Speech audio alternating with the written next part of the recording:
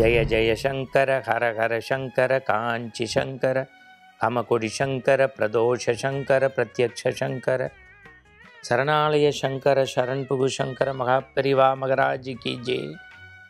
ஆன்மீக அன்பர்களே, தரிசனம் டிஜிட்டல் அன்பர்களே, நாள்தோறும் நம்முடைய பெரியவா தரிசனத்தில் உங்கள் உள்ளங்களையும் இல்லங்களையும் மகிழ்விக்கக்கூடிய வகையில் புதிய புதிய செய்திகளை, இதுவரை இந்த மண்ணில் வெளிவராத புதிரான புதிர்களை எல்லாம் தேடி பிடித்து நாடி ஓடி உங்களுக்கு வழங்குவதனுடைய நோக்கமே பல அரிய தகவல்கள் அடுத்த தலைமுறைக்கு போக வேண்டும் என்பதுதான். இன்றைக்கி நம்ம இந்த மேன்மக்களே அப்படிங்கிறத பெரியவா வாழ்க்கையில் நடந்ததை சொல்ல போகிறேன். உங்களுக்கு தெரியும், நம்ம நாட்டில் வேலுண்டு வினையில்லை, மயிலுண்டு பயமில்லை, கந்தா கடம்பா கதிர்வதி வேளான்னு திருநீற்றினுடைய சிறப்பு, முருகப்பெருமானுடைய மேன்மை, தமிழினுடைய சிறப்பு. அது கந்தர் அனுபூதியாக இருக்கலாம், கந்த சஷ்டி கவசமாக இருக்கலாம், கந்தர் அலங்காரமாக இருக்கலாம், இல்லை ராமாயணமோ பெரிய புராணமோ பாரதத்தையோ கிராமம் கிராமமாக கொண்டு போய் சேர்த்த பெருமை நம்முடைய உபன்யாச திலகம் திருமுருக கிருபானந்த வாரியார் சுவாமிகளுக்கே உண்டு. வாரியாருக்கும் பெரியவருக்கும் நடந்த சில தொடர்புகளை சொல்கிறேன், அப்படியே மெய் சிலிர்த்துரும்.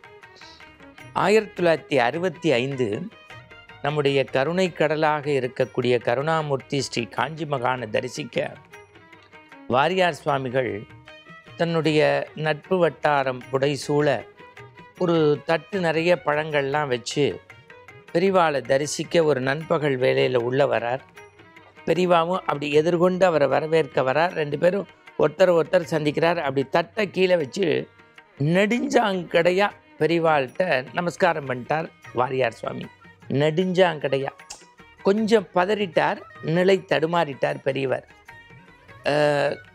அப்படி அப்படி அப்படி ஏற இறங்க பார்த்துட்டு ஒரு வார்த்தை கேட்டார், அவன் சொல்லலையா அப்படின்னார். அதுக்கு வாரியார் அப்படி புன்முறுவலோடு அப்படி அந்த தாமரை மலர்ற மாதிரி சிரிச்சுக்கிட்டே சொன்னார், உங்கள் சிப்பந்தியை அவர் வேலையை அவர் பார்த்தார், என் வேலையை நான் பார்த்தேன், அடுத்த வேலையை பார்க்கலாமா பெரியவான்னார். பெரியவா சிரிச்சிட்டார். இல்லை, நீங்கள் என்னை நமஸ்காரம் பண்ணிக்க வேண்டான்னு சொன்னேன்னு. அதுக்கு வாரியார் சொன்னார், நான் உத்தராட்சம்லாம் போட்டு சிவதீட்சை வாங்கின்னு இருக்கேங்கிறதுனால நீங்கள் சொல்லியிருக்கலாம், சாட்சாத் சந்திர மௌலீஸ்வரரே சிவன் சொரூபி என் கண்ணு முன்னாடி நிற்கும்போது நான் எப்படி நமஸ்காரம் பண்ணாமல் இருக்க முடியும். அதுக்கு பெரியவா டக்குன்னு அடித்தார், நானாவது மடத்துக்குள்ளே தான் இருந்து சில வேலைகளை பார்க்குறேன், நீங்கள் மக்களை போய் தினசரி சந்தித்து கோவிலாக விளக்கேற்ற வைக்கிறீங்களே, நீங்கள் நாயன்மார் வரிசை இல்லையா அப்படின்னாராம். அதான் மேன்மக்கள்னு நம்ம சொல்லிக்கிறோம்ல, அதுக்கு தத்ரூபமாக வாழ்ந்தவங்க நம்முடைய வாரியார் சாமியும் மகா பெரியவரும். அப்படியே நான் கொஞ்சம் பின்னோக்கி செல்கிறேன். 2வது சந்திப்பு, வாரியார் சாமி மடத்துக்குள்ளே போகிறார். பெரியவா சந்திரமௌலீஸ்வரர் பூஜையில் இருக்கார். சரி, நான் காமாட்சி அம்மனை தரிசிச்சுட்டு வந்துடுறேன்னு போகிறார். காமாட்சி கோயிலில் அவர் வளம் வரும்போது அதே கோவிலில் அனந்தராம தீட்சிதர் அவரை சந்திக்கிறார். 2 பேரும் பேசிகிட்டு இருக்காங்க. ஒரு 80 வயது பாட்டி வந்து அனந்தராம தீட்சிதர்கிட்ட எனக்கு ஒரு உத்திராட்சி மாலை கூடன்னு கேட்குறது. அவர் அப்படி கையறு நிலையாக, இந்த கோவிலில் நான் எங்கேம்மா மாலைக்கு போவேன் அப்படின்னு சொல்லிட்டு அப்படியே திரை விலகிற மாதிரி விலகிறது அந்த காட்சி. நண்பகல் வேலை, அனந்தராம தீட்சிதரும் வாரியாரும் ஒன்றா போகிறாங்க.